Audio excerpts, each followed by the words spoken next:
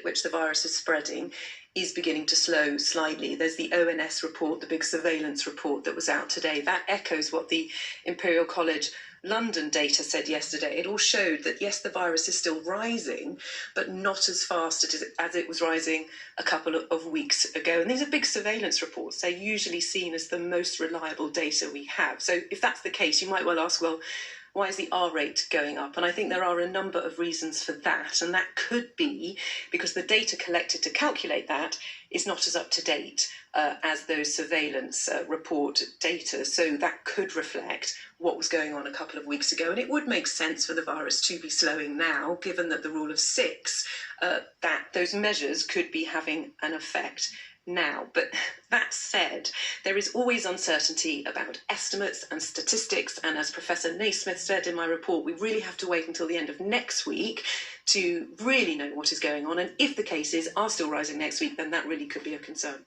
Okay, we'll watch for that. Emily, thank you very much indeed. In the 24 hours since the MP Margaret Ferrier's ill-judged return trip between Glasgow and London became public knowledge, the condemnation of her actions has grown ever louder. The Speaker of the House of Commons was visibly seething. SNP leader Nicola Sturgeon could not have been clearer in stating that Mrs Ferrier should resign, and the police are investigating her train journey back to Glasgow when she knew she had COVID-19. Yet tonight, she remains in her job. She will be a fantastic MP. She was standing by her then, but no longer. Today, Nicola Sturgeon was putting as much distance between herself and Margaret Ferrier as she could. Her actions were reckless, dangerous and completely indefensible. And I feel very angry on behalf of all of you.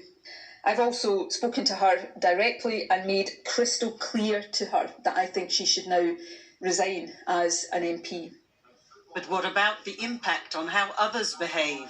Why should anyone in the general public listen to what you've been saying when one of your own MPs has blatantly ignored all the advice you've been giving from that podium over the last 6 months? But it's because I'm not prepared to have that undermined that I'm not going to stand here and, think up lots of weasel words to try to excuse the inexcusable conduct of a colleague. Despite getting tested on Saturday after feeling unwell, Margaret Ferrier took the train to London on Monday, giving a speech in Parliament. That evening her test came back positive, but the next day she still travelled home to Glasgow by train, only informing her chief whip on Wednesday she had COVID and only telling the public yesterday. It's believed this was the moment the Speaker was informed.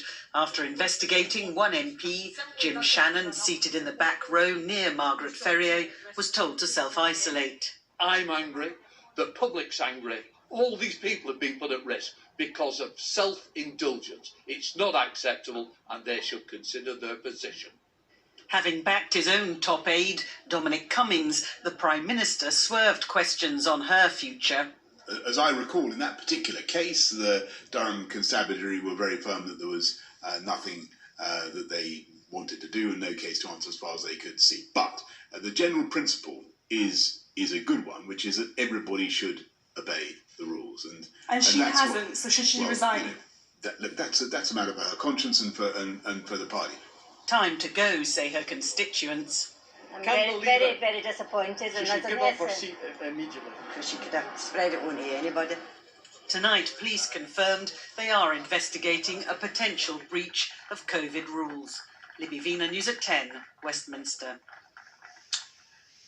Now, 2 years after Walmart took over the supermarket chain Asda in 1999, brothers Zubair and Mohsen Issa bought their first petrol station in Bury. Today, they run more than 6,000 sites in 10 countries and are on the brink of adding Asda itself to their empire. The brothers have joined forces with a private equity company and bought a majority stake in the retailer, financed in part using £4 billion of borrowed money. Tonight, there are questions about whether it will be good news for staff and shoppers.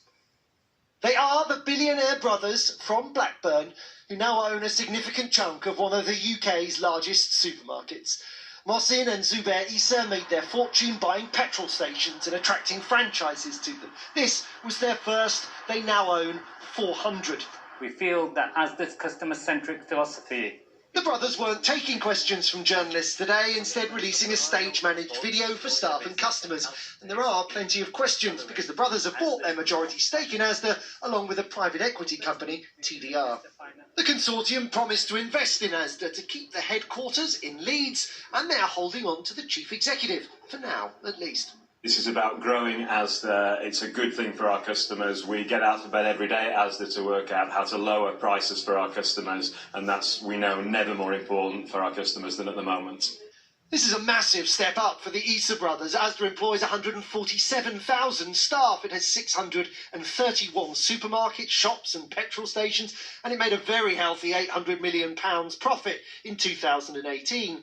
But Asda has lost a little of its sparkle of late. 10 years ago, it was the UK's second largest supermarket, accounting for 17% of grocery sales. Since then, it's not only been overtaken by Sainsbury's, but it's also lost ground to Aldi and Lidl, which together are now almost as popular. This deal values Asda at just under £7 billion. It's a sign of the times that the stock market value of Ocado is 3 times higher. The trend to online shopping has accelerated during lockdown. The Chancellor tweeted his approval of the Asda takeover, but British or not, what the new owners do next will be closely scrutinised. I've been looking with great interest about how they move into convenience and also how they support British business. So they said today that they're going to support British farmers and British suppliers and make sure the supply chain for Asda's got more British producers in it. And I'll be looking out for that. The US giant Walmart has been trying to find a buyer for Asda ever since the merger with Sainsbury's was blocked last year on competition grounds. Walmart has retained a stake in the business and keeps a seat on the board, but it will no longer be calling the shots. Joel Hills, News at 10. With the final scheduled round of Brexit trade negotiations with the EU now complete, there remain a number of issues to be resolved. So talks between Boris Johnson and EU Commissioner President Ursula von der Leyen tomorrow hold particular significance. The two will assess the state of negotiations and discuss what happens next. Where there is a will, there is a way. And we should not forget that we have made progress on many, many different fields.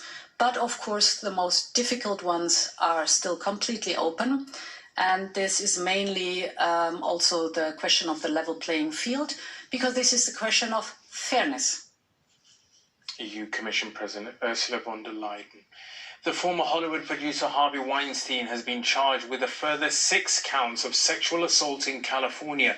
The new allegations include claims Weinstein raped a woman at a hotel in Beverly Hills between 2004 and 2005 and raped another woman on 2 occasions in November 2009 and November 2010.